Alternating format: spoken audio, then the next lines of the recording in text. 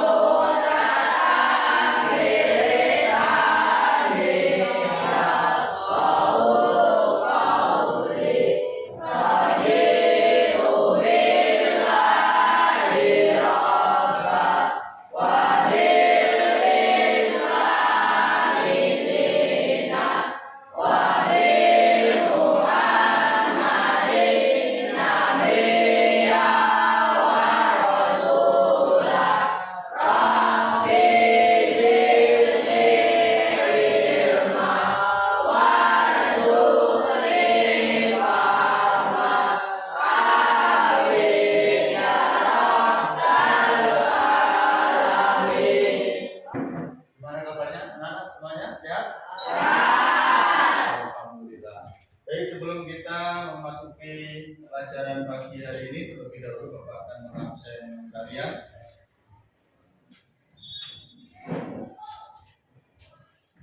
Aan Fajrianto, Ahmad Mandu Prasetyo, Aisyah Humaira, Angga Citra Lestari, Dia Halim Humaira, Deva Amanda, Dinda Nurrohma, Dona Valesia, Haris Hermawan, Iva, Linda Puspitawati, Muhammad Irfan, Jehan, Malihatunida, Nabil, Neva, Nazwa, Neriska, Novia, Rangga, Rianita, Riki Nur Ardiansah, Rizky Adi Pratama, Rizky Herdiantama, Rizky Setiawan, Sinta Nur Aini. Baik anak-anak, untuk mengolah atau melatih konsentrasi kalian, nanti jika Bapak mengatakan selamat pagi, maka kalian tepuk 1. Selamat siang, tepuk 2 kali. Selamat malam, tepuk 3 kali. Ayo, silakan kalian berdiri. Selamat pagi, selamat malam.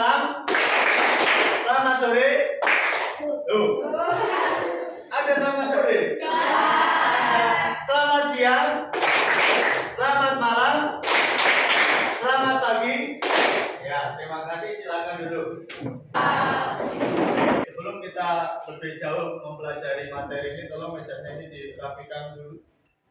Ya, dirapikan. Ya.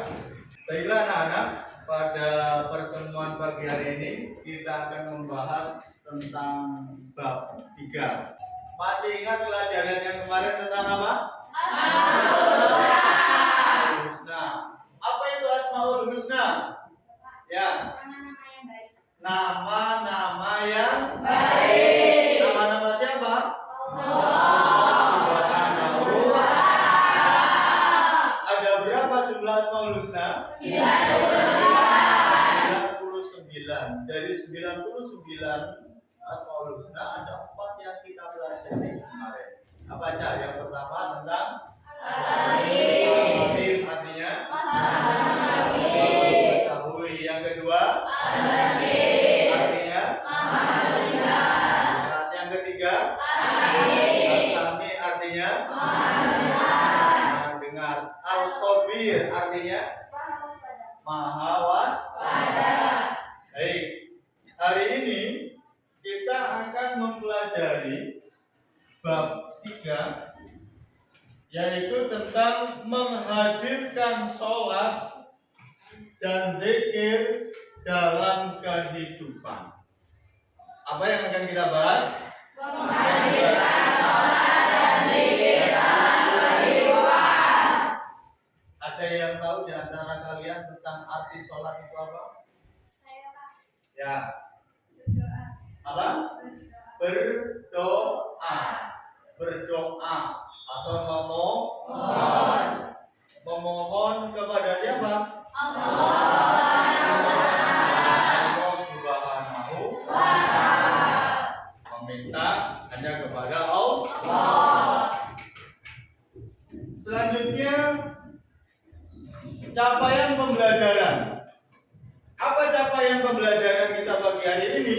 Peserta didik dapat menjelaskan hakikat sholat dan zikir sebagai pencegah perbuatan keji dan munkar.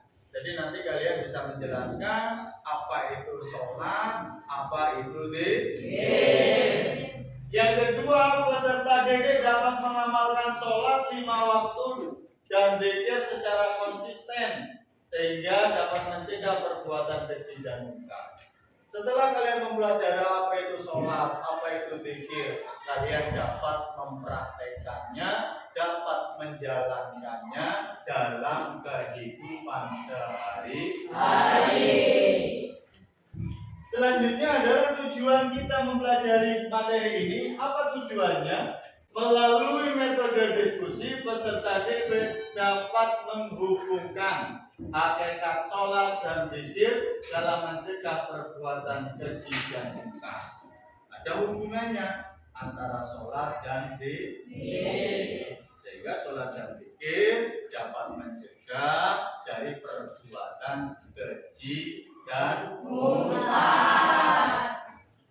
Anak-anak, yang menjadi bahasan kita yaitu sholat dan zikir. Yang pertama, pengertian sholat dan dalilnya.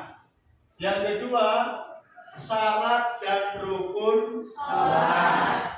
Yang ketiga, pengertian zikir dan dalilnya.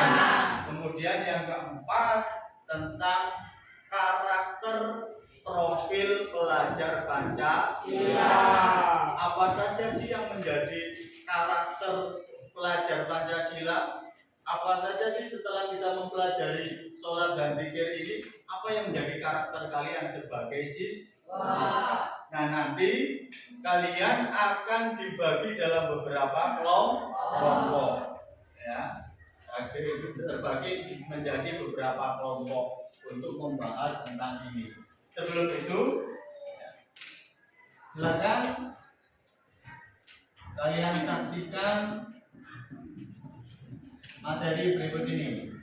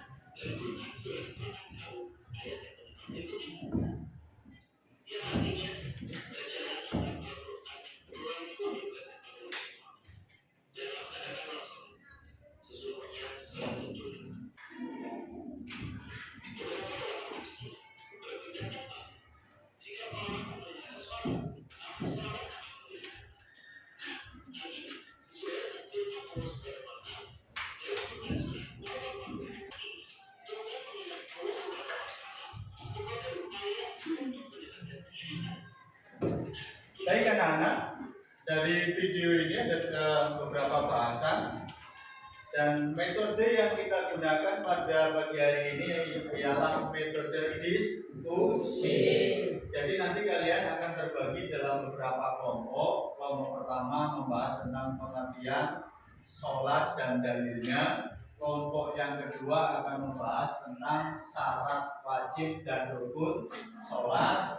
Kelompok yang ketiga akan membahas tentang zikir, pengertian zikir dan dalilnya, dan kelompok yang keempat akan membahas tentang karakter profil belajar Pancasila.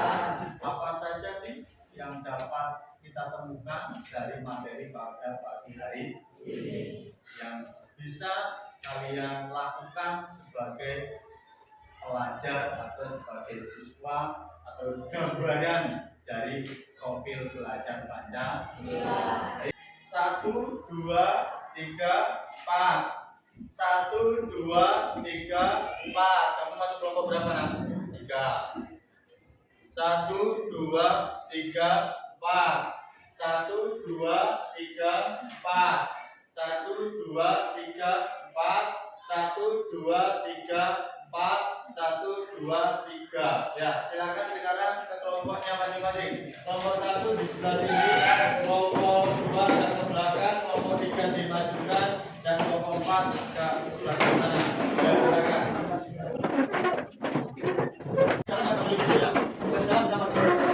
Selanjutnya Bapak bagikan LKPD, lembar kerja peserta didik. Silakan kalian isi. Ya. Kalian diskusikan di kelompok masing-masing. Nanti setelah diskusi kalian presentasikan ke depan. Paham? Nah, silakan didiskusikan dulu masing-masing kelompok. Nanti setelah diskusi kelompok maju ke depan.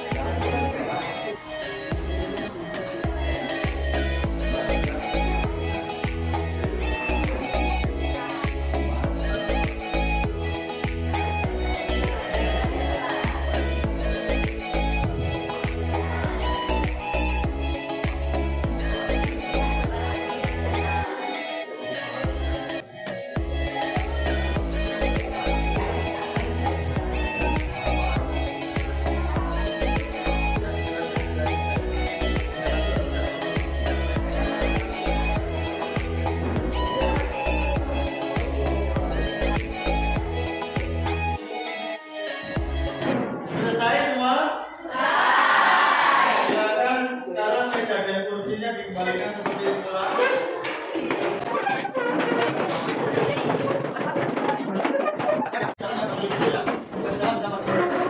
Baik anak-anak, selanjutnya kami persilakan kelompok 1 untuk menyampaikan hasil diskusinya. Kalian maju ke depan untuk mempresentasikan hasil diskusinya. Kelompok 1 tentang apa? Pengertian sholat dan zikirnya. Silakan kelompok 1 dipersilakan. Assalamualaikum warahmatullahi wabarakatuh. Waalaikumsalam warahmatullahi wabarakatuh. Perkenalkan, nama saya Dinda Nuraini, teman samping kanan saya bernama Deva Amanda, dan teman samping kiri saya bernama Najwa Aulia. Kami selaku kelompok 1 akan menjelaskan tentang pengertian sholat dan diperkuat dengan dalil. Setelah ini teman saya akan menjelaskan tentang pengertian sholat. Pengertian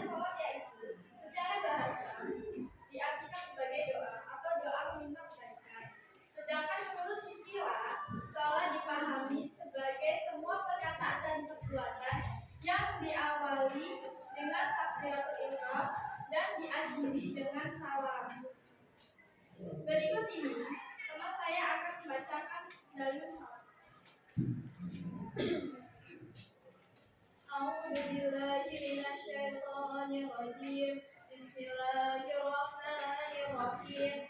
Watlu ma uhiya ilaika minal kitabi wa aqimis shalah. Inna sholata tanha 'anil fahsya'i wal munkar wa ladzikrullahi akbar. Wallahu ya'lamu ma tasna'un. Artinya, bacalah kitab Al-Quran yang telah diwahyukan kepadamu Muhammad dan laksanakanlah sholat. Sesungguhnya sholat itu mencegah dari perbuatan keji dan mungkar.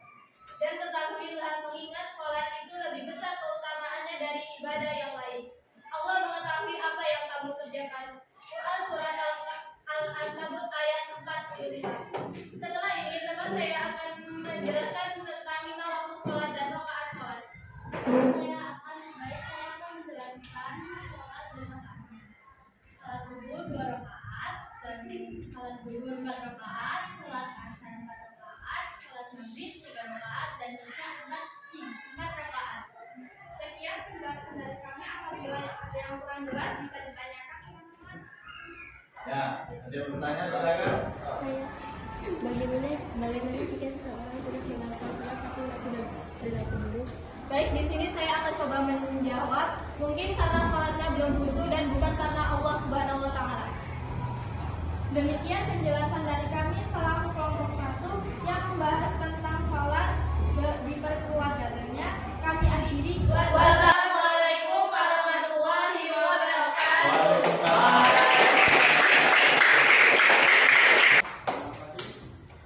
Selanjutnya saya persilakan kelompok 2 membahas tentang syarat wajib sholat dan rukun sholat. Persilakan kelompok 2. Assalamualaikum warahmatullahi wabarakatuh. Waalaikumsalam warahmatullahi wabarakatuh. Kami perwakilan dari kelompok 2, nama saya Nazka Syahidah, teman cerita saya adalah manusia dan teman samping saya adalah Alhamdulillah. Di sini kami akan menjelaskan tentang syarat wajib sholat dan rukunnya. Syarat wajib sholat yang pertama adalah Islam. Sholat merupakan ibadah wajib bagi muslim atau pemeluk muslim. Maka dari itu sholat merupakan rukun Islam kedua setelah membaca syahadat. 2. Balik. Balik artinya telah sampai pada batas kedewasaan. Seseorang yang sudah masuk kategori dewasa maka wajib sholat.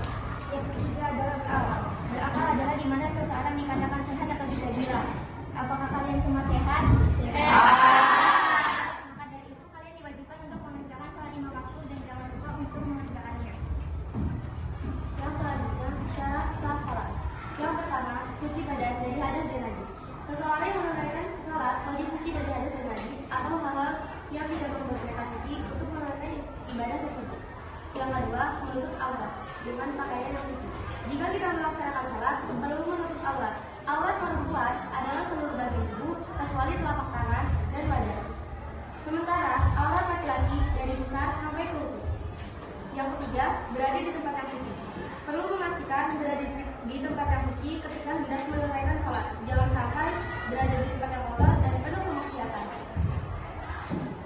Yang keempat, telah masuk waktu sholat. Jika kita sudah mendengar azan, itu tandanya kita sudah masuk waktu sholat. Dan yang terakhir, menghadap kiblat. Sholat harus dikerjakan dengan menghadap ke arah kiblat. Perintah ini termaktub dalam Al-Quran. Tujuannya agar muslim melakukan sholat sesuai keimanannya. Selain itu, sholat menghadap kiblat dapat membuat anggota badan fokus dan khusyuk pada satu arah. Begitu pula dengan hati agar khusyuk tertuju hanya kepada Allah Subhanahu wa Ta'ala. Rukun sholat. Yang pertama adalah niat. Niat dibaca sebelum mulai sholat. Sebelum kita memulai ibadah sholat, sebaiknya kita harus membaca niat. 2. Berdiri bagi yang mampu. Sholat perlu dikerjakan secara berdiri bagi yang mampu. Jika kita sakit, boleh duduk dan boleh tidur. 3. Takbiratul ihram. Takbiratul ihram adalah ucapan utama dalam sholat.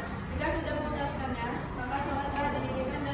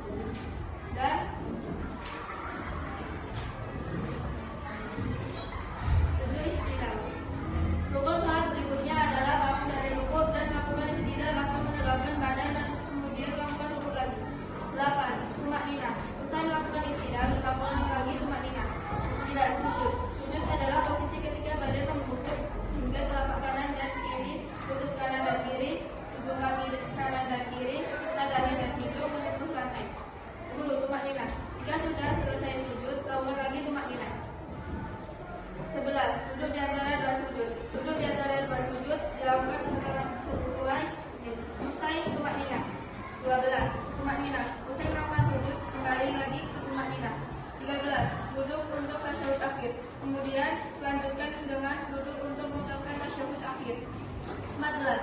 Membaca tasyahud akhir. Tasyahud akhir berisi mengucapkan penghormatan kepada Allah dan pujian kepada Nabi. 15. Membaca salawat kepada Nabi.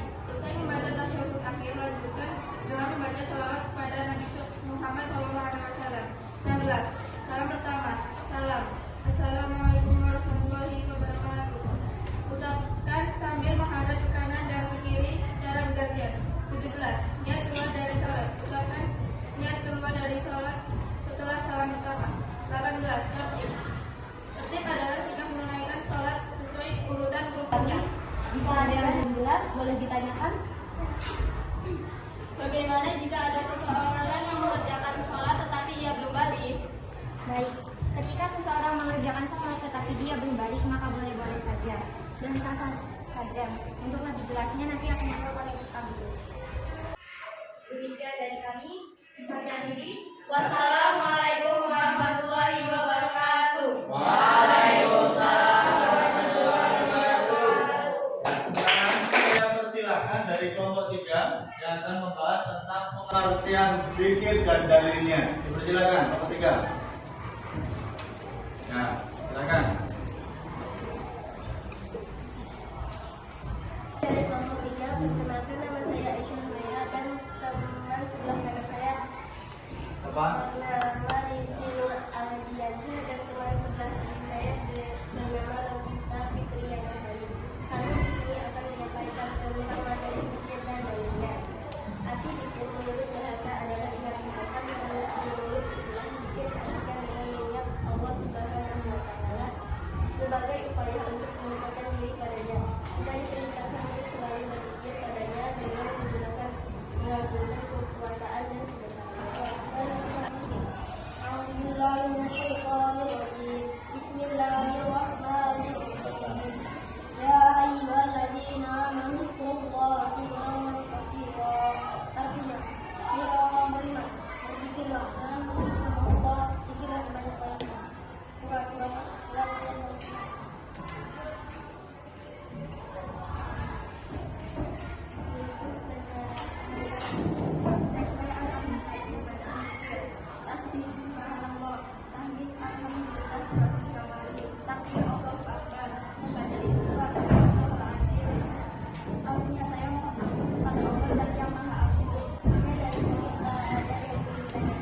Ya, ada yang mau bertanya? Ketika seseorang berzikir dalam keadaan tidak suci, apakah boleh? Ya, keadaan tidak suci apakah diperbolehkan? Baik, akan saya coba jawab. Seseorang yang melakukan zikir bukan berarti suci, akan tetapi lebih baik dalam kondisi suci. Ya. Assalamualaikum warahmatullahi wabarakatuh.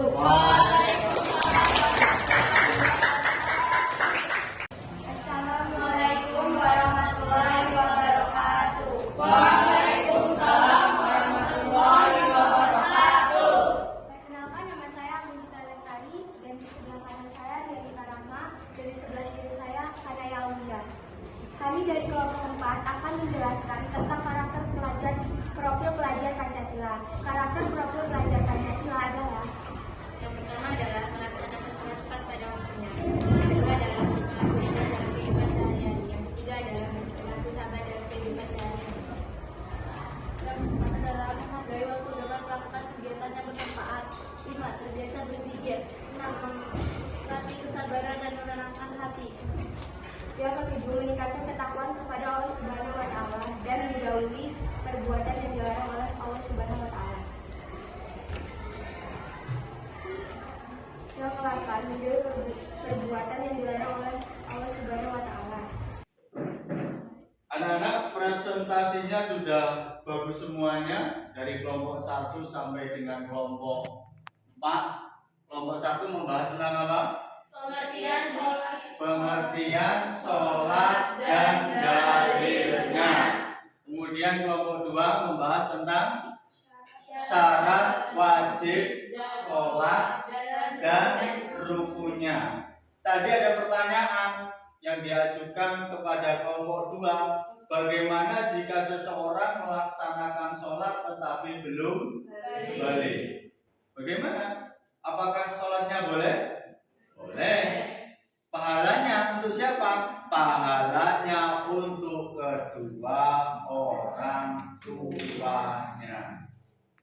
Paham? Lalu yang ketiga, kelompok 3 membahas tentang pengertian zikir dan dalilnya. Sedangkan kelompok 4 membahas tentang karakter profil pelajar Pancasila. Sebagai siswa, karakter apa sih yang muncul setelah kita mempelajari tentang sholat dan zikir? Baik anak-anak, selanjutnya adalah kesimpulan materi pada pagi hari ini tentang sholat dan zikir. Yang pertama, sholat merupakan amalan ibadah yang paling tinggi nilainya dibandingkan dengan ibadah-ibadah yang lainnya. Apa yang pertama? Sholat merupakan amalan ibadah yang paling tinggi nilainya dibandingkan dengan ibadah-ibadah yang lainnya. Kenapa? Karena Rasulullah SAW bersabda, jika sholatnya benar, maka benar seluruhnya. Jika sholatnya salah, maka pekerjaan yang lainnya pun menjadi salah. Untuk itu, sholat menjadi pokok. Sholat menjadi wadahnya untuk menampung amalan-amalan ibadah kita. Baik puasa, baik zakat, apalagi haji bila yang mampu. Gemar sedekah tapi nggak pernah sholat, nggak ada tampungannya, nggak ada wadahnya. Yang kedua, apa yang kedua? Sholat merupakan tiang agama. Meninggalkan sholat berarti merobohkan agama. Sebagai umat Islam, kita, kalian semua harus melaksanakan sholat. Ibarat bangunan ini. Bangunan ini kalau tidak ada tiangnya akan roboh. Sama halnya dengan agama kita Islam. Kalau umatnya tidak mau melaksanakan sholat, nanti agamanya pun akan roboh. Tinggal namanya saja agama Islam. Pemeluknya sudah tidak ada yang melakukan perintah agama. Selanjutnya, dimanapun kita berada, hati kita selalu ingat kepada Allah. Ingat kepada Allah. Apa di antara bacaan zikir? Ada tahlil. Gimana tahlil bacanya? La ilaha illallah. Ada istighfar. Bagaimana bacanya? Astaghfirullahaladzim. Yang selanjutnya, berusaha mengerjakan sholat tepat waktu serta memperbanyak zikir setelah sholat.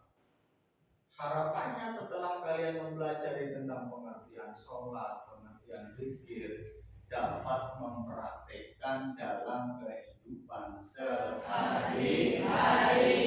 Dapat melaksanakan sholat 5 waktu. Setelah mengerjakan sholat, jangan lupa mengerjakan zikir. Paham anak-anak? Paham. Baik, selanjutnya akan Bapak bagikan soal. Silakan dikerjakan. Nanti ditulis. Ini dimatikan dulu. Nah, silakan ditulis nama, kelas, kemudian dikerjakan.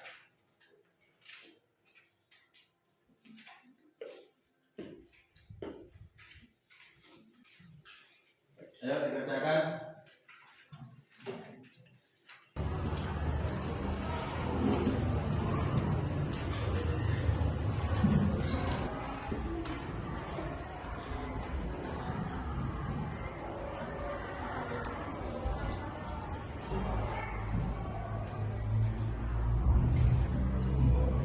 Selesai anak-anak? Selesai, boleh dikumpulkan, silakan.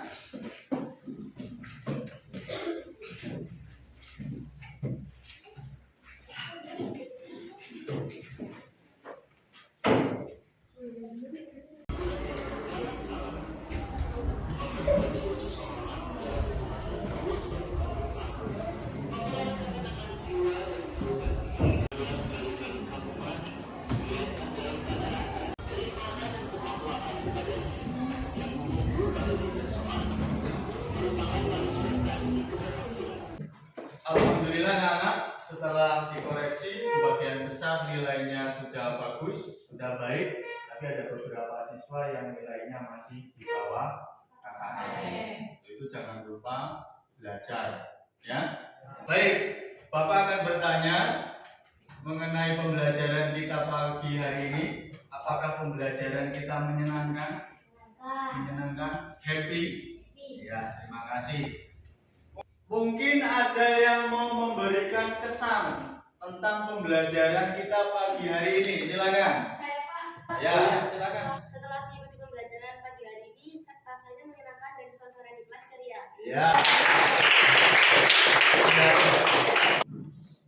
Anak-anak, setelah kalian mempelajari bab 3 menghadirkan sholat, zikir dalam kehidupan sehari-hari, bahasanya diantaranya pengertian sholat dan dalilnya, syarat dan rukun sholat, kemudian pengertian zikir dan dalilnya. Minggu yang akan datang kita akan mempelajari tentang hikmah sholat dan praktek sholat. Untuk itu, setelah pulang di rumah jangan lupa untuk mempelajari bab 3 tentang hikmah sholat dan kalian praktek tentang sholat.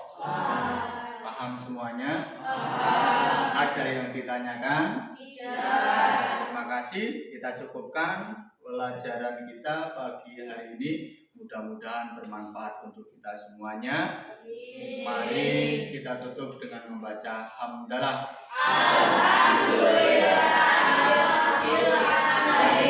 Assalamualaikum warahmatullahi wabarakatuh. Waalaikumsalam.